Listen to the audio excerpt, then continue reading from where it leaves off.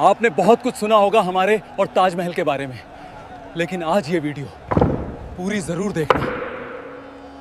सुना है जब ये पूरा हो जाएगा तब हमारे हाथ काट दिए जाएंगे। यहाँ ये बातें मत किया कर, दीवारों के भी कान होते हैं। जिसने सबसे पहले कहा था वो आज काम पर नहीं आया। मैंने उसे सब कुछ दिया, फिर भी मेरी मुमताज, मेरी जान मिट्टी में मिल गई और मैं यहाँ खड़ा हूँ, पत्थरों से बात करता हूँ। नमस्कार दोस्तों, आज मैं आपको ले चलता हूँ एक ऐसे सफर पर जो हमें सीधा पहुंचाएगा 400 साल पीछे, उस दौर में जब हिंदुस्तान पर मुगलों का राज था। आज हम जानेंगे कि दुनिया के 7 अजूबों में से एक ताजमहल वास्तव में कैसे बना था। कभी सोचा है आपने कि उस जमाने में जब न बिजली थी, न आधुनिक क्रेन थे, न कोई उन्नत तकनीक थी, तब एक इतनी शानदार और परफेक्ट इमारत कैसे बनाई गई होगी? तो तैयार हो जाइए, क्योंकि आज की कहानी है मेहनत की, मोहब्बत की और मनुष्य के हौसले की। हमारी कहानी शुरू होती है साल 1631 से बुरहानपुर शहर में। यहां पर मुगल सम्राट शाहजहां की सबसे प्यारी बेगम मुमताज महल ने अपने 14वें बच्चे को जन्म देते वक्त अपनी आखिरी सांस ली। कहते हैं कि 2 साल तक शाहजहां गहरे गम में रहे। उनके बाल रात भर में सफेद हो गए, लेकिन इस गम के बीच एक वादा भी जन्म लिया, मुमताज के लिए ऐसी यादगार इमारत बनाना जो दुनिया में कहीं और ना हो। एक ऐसी इमारत जो सदियों तक उनकी मोहब्बत की गवाही दे सके। साल 1632 में शाहजहां यमुना नदी के किनारे एक जगह का चुनाव करते हैं। 42 एकड़ में फैली यह जगह इसलिए चुनी गई क्योंकि आगरा फोर्ट के एकदम सामने थी, ताकि शाहजहां अपने महल से इसे देख सके। और सबसे महत्वपूर्ण, यहां की मिट्टी इतनी मजबूत थी कि इतनी भारी इमारत को सालों साल संभाल सके। शाहजहां ने पूरी दुनिया से बेहतरीन आर्किटेक्ट और कलाकारों को बुलाया। सबसे प्रमुख थे उस्ताद अहमद लाहौरी, मीर अब्दुल करीम जो समग्र डिजाइन संभाल रहे थे, और इस्माइल खान जो तुर्की से आए थे और गुंबद बनाने के माहिर थे। इनके अलावा हजारों स्थानीय कारीगर थे, हर एक अपने हुनर में उस्ताद।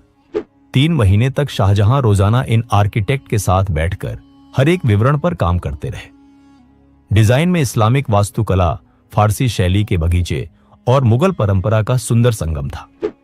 एक रोचक बात, ताजमहल की चारों कोने पर जो मीनारें हैं वो बिल्कुल सीधी नहीं है। उन्हें जानबूझकर थोड़ा बाहर की तरफ झुकाया गया है, ताकि भूकंप या हादसे में वो मुख्य इमारत पर गिरने की बजाय बाहर की तरफ गिरे। अब शुरू होता है शायद सबसे मुश्किल काम, निर्माण सामग्री लाना। सफेद संगमरमर आया मकराना से, जो राजस्थान में है और आगरा से लगभग 300 किलोमीटर दूर है। मकराना का मार्बल दुनिया का सबसे बेहतर गुणवत्ता का माना जाता है, बिल्कुल सफेद, चमकदार और थोड़ा पारभासी। पहाड़ों की चोटियों पर मजदूर पत्थर काटते थे। एक एक ब्लॉक का वजन 2 से 3 टन होता था। 1000 हाथी, 200 बैल और हजारों गाड़ियां इस काम में लगी थी। हर हाथी पर 2 से 3 टन मार्बल। गर्मी में तपती रेत, बारिश में कीचड़, हर मौसम में यह काफिला चलता रहा। एक ट्रिप में 2 से 3 हफ्ते लगते थे, लेकिन सिर्फ मार्बल ही नहीं आया। ताजमहल में 28 अलग अलग तरह के कीमती पत्थर उपयोग हुए हैं। जेड चीन से आया, फिरोजा तिब्बत से, नीलम श्रीलंका से, कार्नेलियन बगदाद से, लापिस लाजुली अफगानिस्तान से और कुछ पन्ने कोलंबिया तक से आए थे। यह सचमुच एक अंतर्राष्ट्रीय परियोजना थी। 20,000 मजदूर, ये सिर्फ एक संख्या नहीं है, ये 20,000 परिवारों की कहानी है।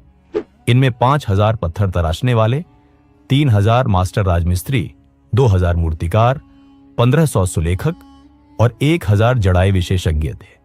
यमुना के किनारे अस्थायी गांव बनाए गए थे, जहां ये सब लोग अपने परिवारों के साथ रहते थे।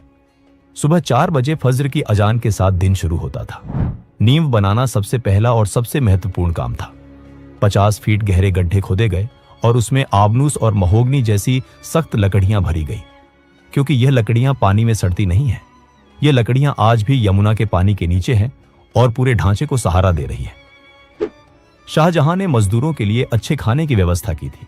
रोजाना ताजा रोटी, दाल, सब्जी और महीने में 2 बार गोश्त मिलता था। कुशल राजमिस्त्रियों को दिन का 1 से 2 रुपये मिलते थे, जो उस दौर में काफी अच्छी तनख्वाह थी। अब आते हैं ताजमहल की असली जान पर, पिएत्रा ड्यूरा। ये एक इतालवी तकनीक है जिसमें रंगीन कीमती पत्थरों को मार्बल में इस तरह फिट किया जाता है कि एक सहज डिजाइन बन जाए। पहले मास्टर सुलेखक मार्बल पर डिजाइन बनाते थे। फूल, बेल, ज्यामितीय पैटर्न, कुरान की आयतें, फिर पत्थर तराशने वाला विशेष औजारों से मार्बल में बिल्कुल सही आकार की नाली खोदता था।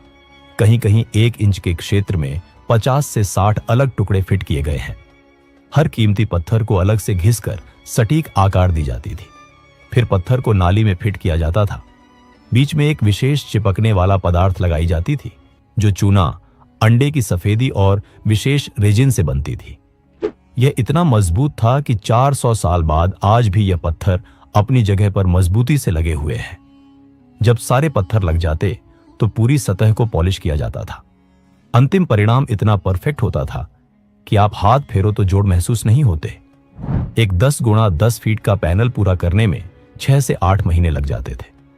मुख्य द्वार पर कुरान की आयतें लिखी हुई हैं जो फारसी सुलेखक अमानत खान ने लिखी थी। नीचे की आयतें छोटी अक्षरों में हैं और जैसे जैसे ऊपर जाएं अक्षर बड़े होते जाते हैं ताकि जब आप नीचे से देखें तो सारी आयतें एक जैसी आकार की लगें। ताजमहल का गुंबद शायद सबसे चुनौतीपूर्ण हिस्सा था। यह 44 मीटर ऊंचा है और 58 फीट चौड़ा है। सबसे रोचक बात, यह वास्तव में 2 गुंबदों की प्रणाली है।